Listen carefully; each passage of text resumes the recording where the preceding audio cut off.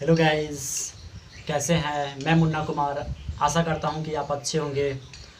तो चलिए, मैं आपको आज टेंस पढ़ाने जा रहा हूं। तो आज का वीडियो टेंस के ऊपर होगा। तो टेंस का हिंदी में मतलब होता है काल। टेंस जनरली 3 प्रकार के होते हैं। सबसे पहला प्रेजेंट टेंस होता है, दूसरा पास्ट टेंस होता है, तीसरा फ्यूचर टेंस होता है। सबसे पहला type of tense present tense, past tense और future tense.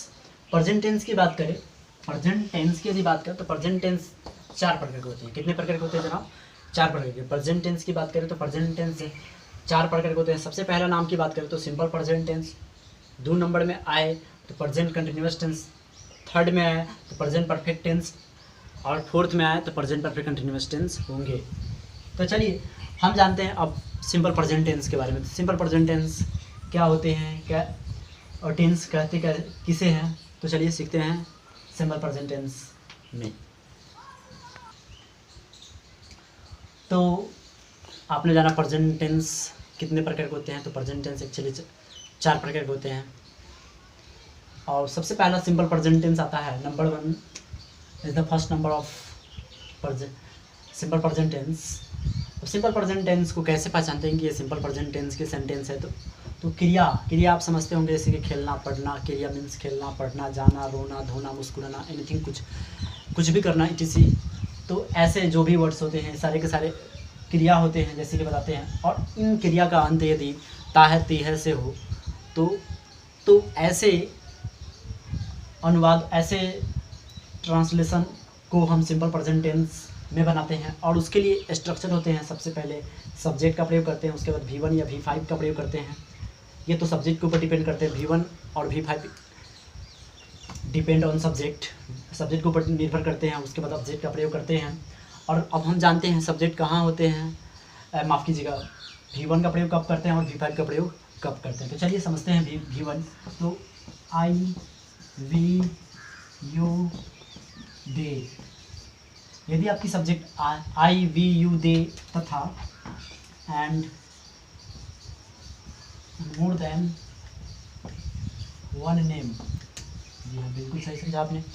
I V U दे and more than one name हो तो उसके लिए आप V1 का प्रयोग करते हैं। उदाहरण के माध्यम से आप जानें, जैसे कि I के साथ आप V1 लगाएंगे, V के साथ भी V1, और वर्ब के फर्स्ट फॉर्म, U के साथ भी वर्ब के फर्स्ट फॉर्म, दे के साथ भी वर्ब के फर्स्ट फॉर्म, और मोर देन वन नेम, और एक से ज़्यादा नाम हो, उसके लिए भी आप V1 का प्रयोग करेंगे। कैसे? उदाहरण के माध्यम से हम सीखते हैं। तो चलिए कुछ उदाहरण लिखते हैं और समझते हैं। तो आपने जाना I V U दे और मोर देन वन नेम के लिए आप V1 का प्रयोग करते हैं। एक से ज़्यादा नाम हो, जैसे राम और श्याम हो, तो उसके लिए V1 का प्रयोग करते हैं।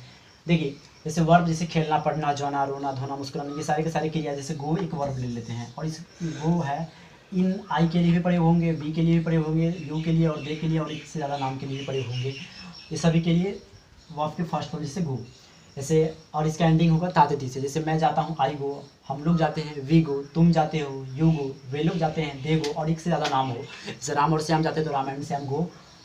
तो इन सभी के लिए, इन सभी सब्जेक्ट के लिए आप प्रयोग करेंगे V1। अब सब्जेक्ट कैसे होते हैं? आप आप प्रश्न करेंगे हु से तो आप सब्जेक्ट पाएंगे। जी हाँ, सब्जेक्ट पाएंगे। और प्रश्न करेंगे हुम से तो आप ऑब्जेक्ट पाएंगे, ऑब्जेक्ट। और वाट से, वाट और हुम से प्रश्न करेंगे और जो उत्तर पाएंगे उसे आप ऑब्जेक्ट कहेंगे, और हु से प्रश्न करेंगे उसे आप सब्जेक्ट कहेंगे। कैसे?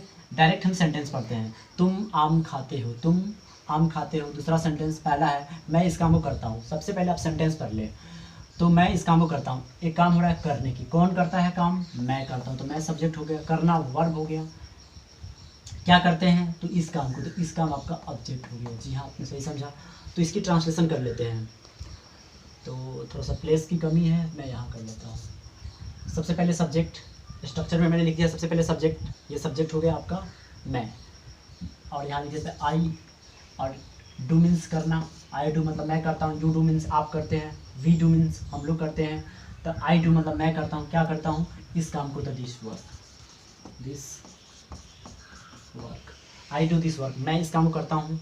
आप इस काम को करते हैं, यू डू दिस वर्क। हम लोग इस काम को करते हैं, वी डू दिस वर्क। वे लोग इस काम को करते हैं, दे डू दिस वर्क। चलिए, इसके बाद हम सीखते हैं तुम आम खाते हो। एक तुम आम खाते हो, एक काम हो रहा है खाने का, कौन खाता है, तुम सब्जेक्ट, खाना वर्ब, क्या खाते हैं, क्या से प्रश्न किया ना मैंने, उत्तर जो पाया उसे ऑब्जेक्ट कहेंगे, खाते हैं क्या खाते हैं, आम, आम को क्या कहेंगे आप, ऑब्जेक्ट। जी सही समझा आपने।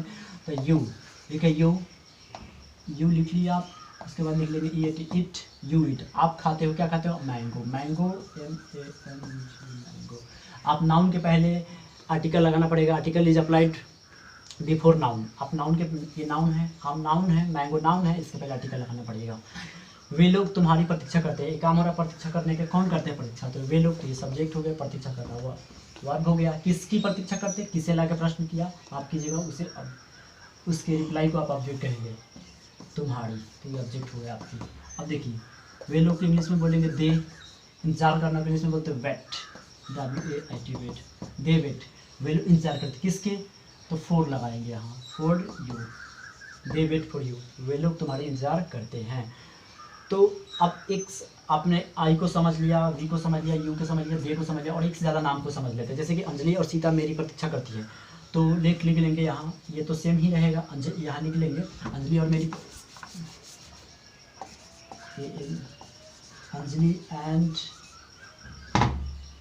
Gita, Geeta wait for me, Anjali and Geeta wait for me, Anjali और गीता मेरी इंतजार करती, तो आप फिर देखेंगे यहाँ वर्ब है और वर्ब से पहले डबलिंग सब्जेक्ट है, सिर्फ एक होता तो एक के लिए अलग नियम V5 का प्रयोग करते हैं, लेकिन फिलहाल एक नहीं है, एक नाम नहीं है, यहाँ पर एक से ज़्यादा नाम है, मोर देन वन नेम, उस केस में आप V1 का प्रयोग करेंगे, Anjali and Geeta wait for me, Anjali और गीता मेरी इंतजार करती है, मेरे इंतजार करती है, तो ये तातिथि से एंडिंग हो रहा है, ऐसे सेंटेंस सिंपल प्रेजेंट टेंस के बात कहलाते हैं। चलिए और भी उदाहरण जानते हैं। तो ही सी और इट एंड सिमिलर नेम, जैसे कि राम, श्याम, अंजलि, इन सब, ये सब सिमिलर नेम है।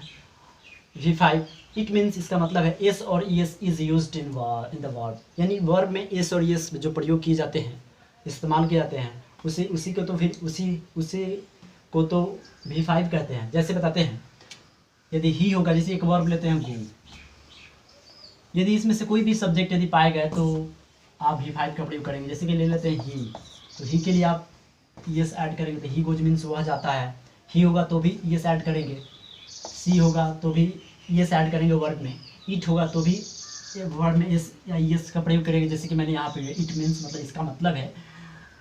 और एक नाम हो जैसे कि सीता हो या गीता हो, जैसे सिमिलर कोई नेम हो, जैसे सीता जाती है, सीता गोज, और ही के लिए जैसे कि रोहन ले लेते हैं, रोहन जाता है तो रोहन गोज का प्रयोग कर लेंगे। तो इस तरह से होते हैं V5। और ये जितना भी जाना आपने, not is not used in the sentence, it means affirmative sentence, ये सारे के सारे अफर्मेटिव सेंटेंस है, क्योंकि इसमें नॉट का अप्लाई नहीं, ये नॉट का अप्लाई यानी कि यूज नहीं किया गया है इन सेंटेंस में, तो ये सेंटेंस हुए आपके affirmative sentence. Is the Hindi meaning of affirmative sentence, सकारात्मक वाक्य। ऐसे ले लेते हैं, अंजलि इस काम को करती है, अंजलि इस काम को करती है। अब ले लेते हैं काम करना, एक काम हो रहा है करने का, कौन करती है, तो अंजलि, तो अंजलि आपका सब्जेक्ट हो गया, करना वर्ब हो गया, किसे करती है, इस काम को, ये आपका ऑब्जेक्ट हो गया। माफ कीजिए, यहाँ से ले लेते हैं ANJAL, अंजलि, ये अंजलि नाम हो गया। अब देखो करना को कहते हैं डू, इससे पहले एस और यस नहीं अप्लाई किए थे, लेकिन अब करेंगे, वो इसलिए क्योंकि सब्जेक्ट उसके अलग थे, आई, वी, यू, दे और एक से ज़्यादा नाम था, लेकिन अब तो सिर्फ एक ही नाम है, इसके लिए तो करना पड़ेगा। तो अंजलि डज, अंजलि करती है, किसे करती है, क्या करती है, इस काम, तो दिस वर्क। अब एक बात समझ लीजिए, तो Anjali does this work, Anjali इस काम करती है, ये वर्ब हो गया, वर्ब से पहले सब्जेक्ट हो गया, और ये सब्जेक्ट इस काम को कर रहा है तो ये वर्ब हो गया, और क्या करते हैं तो इस काम को, तो ये ऑब्जेक्ट हो गया। यानी कि वर्ब का सब्जेक्ट यदि सेंटेंस में अवेलेबल हो, द सब्जेक्ट, वर्ब का सब्जेक्ट यदि सेंटेंस में अवेलेबल हो तो उसे कहेंगे टेंस। तो ये टेंस है, क्यों टेंस है, क्योंकि ये वर्ब है और इसका सब्जेक्ट यहाँ अवेलेबल है, इसे कहेंगे टेंस। जैसे वह जाता है, काम हो रहा है जाने का, कौन जाएगा, वह जाता है, इस वर्ब का सब्जेक्ट इस सेंटेंस में अवेलेबल है तो यह टेंस हो गया। रोहन जाता है तो रोहन, एक काम हो रहा है जाने का, कौन जाएगा, रोहन, तो ये वर्ब हो गया और इसका ये सब्जेक्ट हो गया available in the sentence, that is called tense. तो ये सब टेंस हो गया। तो चलिए आपने अफर्मेटिव सेंटेंस सीखा, अब सीखिए आप नेगेटिव। तो मैंने कुछ सेंटेंस आपके लिए लिख दिया है, negative structure of simple present tense. Simple present के नेगेटिव स्ट्रक्चर आप सीखने जा रहे हैं। सबसे पहले सब्जेक्ट, उसके बाद डू या डज, नॉट V1, उसके बाद object. Does is used according to subject, do and use according to subject. Do या डज सब्जेक्ट के ऊपर डिपेंड करते हैं। सब्जेक्ट आपका क्या है, यदि ही हो, सी हो, इट हो और कोई भी एक सिंगुलर नाम हो तो उसके लिए आप डज का प्रयोग कर लेंगे। और आई वी यू दे और एक से ज़्यादा नाम हो तो उसके लिए डू का प्रयोग कर लें, जो कि इससे पहले मैंने बता दिया है कि एस और यस कहाँ प्रयोग करना है, आपने सीख लिया होगा। नॉट उसके बाद प्रयोग करते हैं क्योंकि नेगेटिव सेंटेंस नॉट तो प्रयोग करना ही पड़ेगा। उसके बाद V1, उसके बाद ऑब्जेक्ट। तो चलिए, मैं तुम्हें नहीं पढ़ाता हूँ, ये काम हो रहा है नहीं पढ़ाने। कौन नहीं पढ़ाता है, मैं। तो ये सब्जेक्ट हो गया, पढ़ाना क्या हो गया, वर्ब हो गया। अब देखो किसे नहीं पढ़ाते हैं, तुम्हें, तो ये आपका ऑब्जेक्ट हो गया। मैंने आपको बताया व्हाट और हुम से प्रश्न करिए, उत्तर जो मिलेगा आपको उसी को तो ऑब्जेक्ट कहेंगे। तो आई के साथ डू का प्रयोग करेंगे। यहाँ लिख दे क्या, आई डू नॉट पढ़ाना होगा तो teach. I do not teach you, मैं तुम्हें नहीं पढ़ाता, I do not teach you. Rahul नहीं नाचता है, देखिए एक नाम हो गया, फिर आप प्रयोग करेंगे Rahul does not dance. Rahul does not dance, Rahul नहीं नाचता है। राहुल और उसका मित्र मेरे पास नहीं आता है, काम हो रहा नहीं, यानी कौन नहीं आता है, सिर्फ राहुल माफ़ कीजिएगा, राम और उसका मित्र मेरे पास नहीं आता है, काम हो रहा नहीं आने, कौन नहीं आता है, सिर्फ राम की उसका मित्र भी, तो दोनों।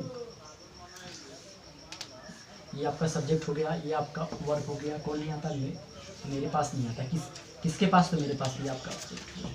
तो ले लेते हैं राम एंड हिज फ्रेंड, और एक से ज़्यादा नाम हो गया था, फिर आप डू का प्रयोग करेंगे।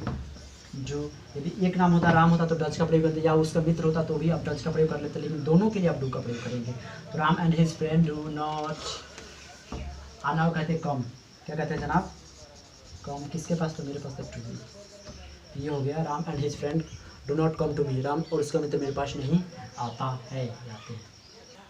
नेगेटिव स्ट्रक्चर ऑफ, अब इससे पिछला बार में आपने जाना नेगेटिव स्ट्रक्चर को। अब हम सीखते हैं इंट्रोगेटिव सेंटेंस।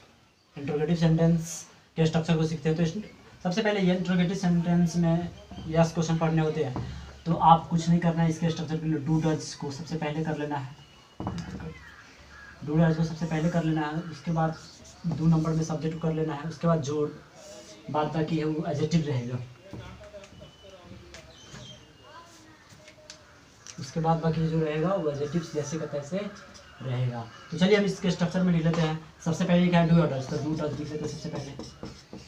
उसके बाद नंबर 1 ये हो गया, इसके प्लेस पर इसको और इसके प्लेस पर इसको, यानी प्लेस चेंजिंग कर लेंगे। उसके बाद सब्जेक्ट को कर लेंगे, उसके बाद नॉट को कर लेंगे। सेंटेंस में नॉट होगा तो लिखेंगे, नहीं तो नहीं लिखेंगे। उसके बाद V1 लिखेंगे, उसके बाद ऑब्जेक्ट लिखेंगे, उसके बाद प्रश्नवाचक मार्क देंगे। अब देखो, क्या तुम सोचते हो, एक सेंटेंस, क्या तुम सोचते हो, क्या हमारा सोचते हैं, कौन सोचता है, तुम। तो ये तुम सब्जेक्ट, सोचना वर्ब, तो डू लिख लेंगे। इससे पिछला बार में मैंने तो अभी बता ही दिया है। डू यू, सोचना चाहिए, थिंक बोलते हैं। डू यू थिंक मतलब क्या तुम सोचते हो, डू आई थिंक मतलब क्या मैं सोचता हूँ, क्या हम लोग सोचते हो, डू वी थिंक क्या वे लोग सोचते हो, डू दे थिंक क्या राम और श्याम सोचते हो, तो do Ram and Shyam think. तो इस तरह से आई वी यू दे के लिए हुआ। अब लेते हैं डज के लिए। तो क्या अंजलि आती है, क्या अंजलि मेरे